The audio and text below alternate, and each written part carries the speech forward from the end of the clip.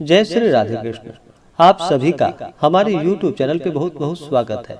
आइए आज सुनते हैं रविवार व्रत की कथा। रविवार के व्रत में इस दिन भगवान सूर्य देव का पूजन किया जाता है। रविवार का व्रत जो कि इस भगवान सूर्य देव को प्रसन्न करने के लिए रखा जाता है। भगवान सूर्य देव जो कि ग्रहों के राजा कहलाते हैं। जो भी सच्ची श्रद्धा के साथ रविवार का व्रत करते हैं, भगवान का पूजन करते हैं, कथा श्रवण करते हैं, भगवान सूर्य देव की कृपा से आरोग्यता की प्राप्ति होती है। भगवान सूर्य देव केवल आंख की पीड़ाओं को छोड़कर सभी प्रकार के रोगों को नष्ट करने वाले हैं और सुख समृद्धि का आशीर्वाद प्रदान करने वाले हैं। तो आइए सुनते हैं रविवार व्रत की कथा।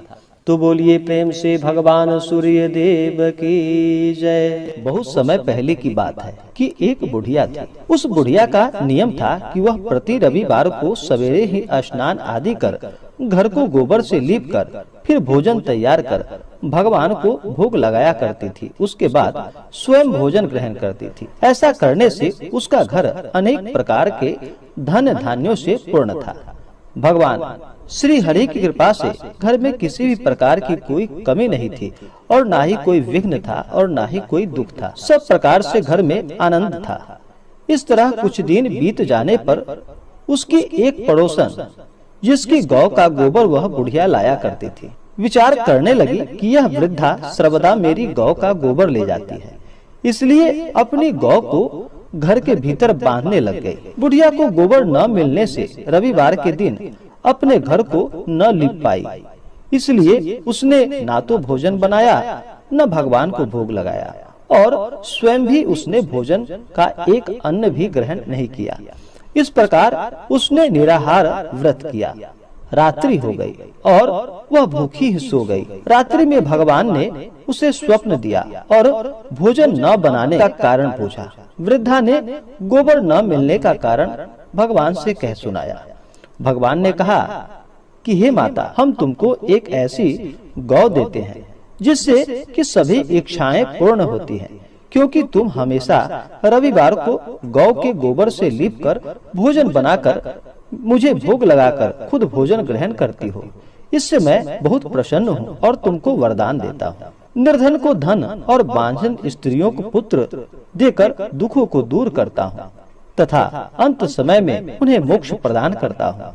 स्वप्न में ऐसा वरदान देकर भगवान वहाँ से अंतर ध्यान हो गए और वृद्धा की आंखें खुली तो वह देखती है कि आंगन में एक अति सुंदर गौ और बछड़ा बंधा हुआ है। वह गाय और बछड़े को देखकर अति प्रसन्न हुई और उसको घर के बाहर बांध दिया और वहीं खाने को चारा डाल दिया। जब उसकी पड़ोसन बुढ़िया ने घर के बाहर एक अति सुंदर गौ और बछड़े को देखा तो द्वेष भाव के कारण उसका हृदय जल उठा और उसने देखा कि गाय ने सोने का गोबर दिया है, तो वह उस गाय का गोबर वहां से उठाकर ले गई और अपना गाय का गोबर वहां पे रख गई। वह नित्य प्रतिदिन ऐसा ही करती रही और सीधी सादी बुढ़िया को इसकी कोई खबर न थी। तब ईश्वर ने सोचा कि चालाक पड़ोसन के कर्म से बुढ़िया ठगी जा रही है, तो ईश्वर ने संध्या के समय अपनी माया से बड़े जोर शोर से आंधी चला दी।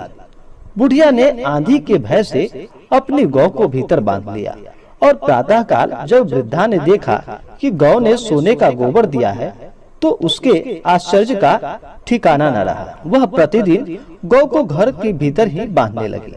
उधर पड़ोसन ने देखा कि बुढ़िया गौ को घर के भीतर बांधने लगी है और उसका सोने का गोबर उठाने में नहीं बन पा रहा था, तो वह ईर्ष्या और डाह से जल उठी और कुछ उपाय न देखकर पड़ोसन ने उस देश के राजा की सभा में जाकर कहा कि हे महाराज, मेरे पड़ोसन में एक वृद्धा के पास एक ऐसा गौ है जो आप जैसा राजाओं के पास ही रहने योग्य है। वह नित्य सोने का गोबर देती है। आप उस सोने से प्रजा का पालन करिए।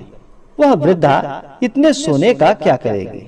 राजा ने यह बात सुनकर अपने दूतों को वृद्धा के घर से गौ लाने की आज्ञा दे दी। वृद्धा प्रातः काल ईश्वर को भोग लगाकर भोजन ग्रहण करने ही जा रही थी कि राजा के दूत वहाँ पर आए और गौ खोलकर वहाँ से ले गए। वृद्धा काफी रोई चिल्लाई, किंतु कर्मचारियों ने कुछ भी उसकी एक ना सुनी।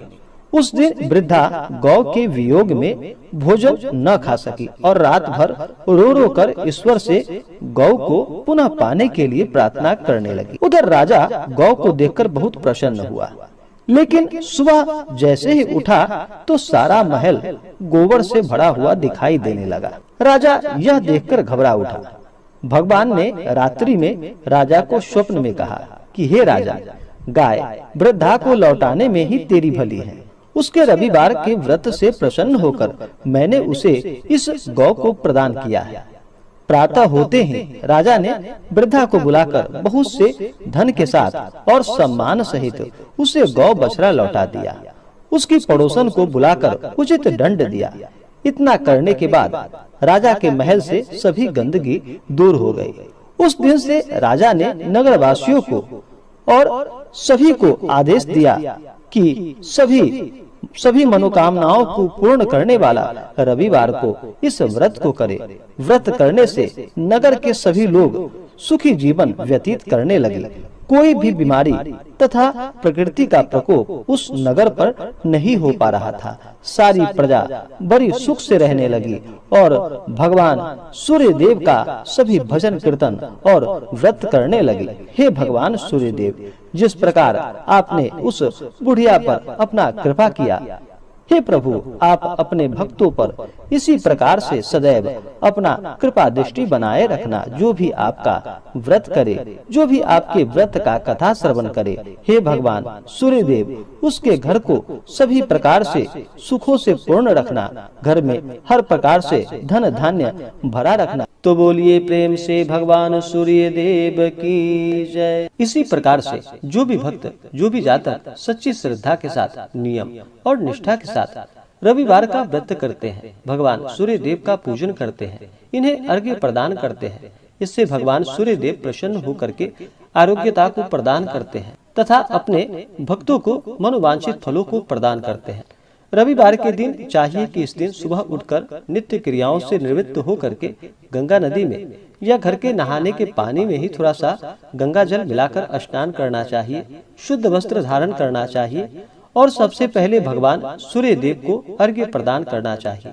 भगवान सूर्य देव जो कि पृथ्वी पे साक्षात देवता रूप में माने जाते हैं, इनसे सभी जीव जंतु वनस्पति आदि भगवान सूर्य देव से ऊर्जा प्राप्त करते हैं।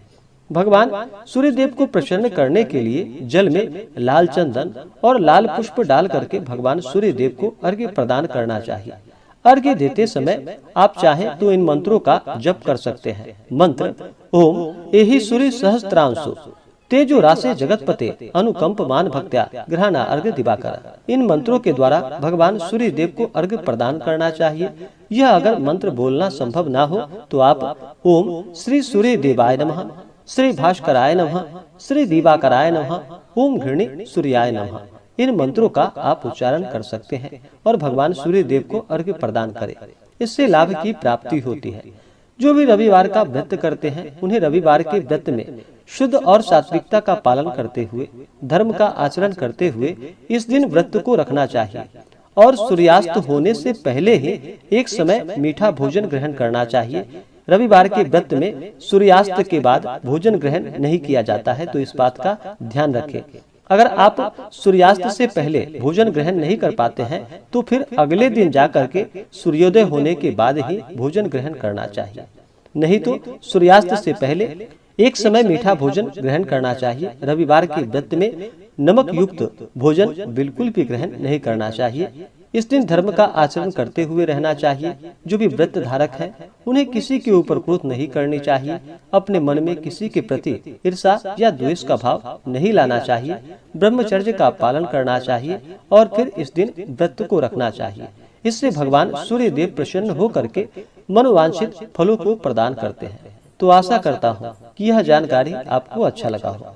ऐसे ही ज्ञानवर्धक जानकारियाँ प्राप्त करने के लिए हमारे इस चैनल पे अगर आप नए हैं तो चैनल को लाल बटन दबा करके सब्सक्राइब करें, साथ में बेल आइकन घंटी को दबाएं ताकि मेरे वीडियो का नोटिफिकेशन आपको समय से मिलता रहे। वीडियो को लाइक करें, शेयर करें, सुखी रहें और स्वस्थ रहें। जय श्री राधे कृष्ण। धन्यवाद।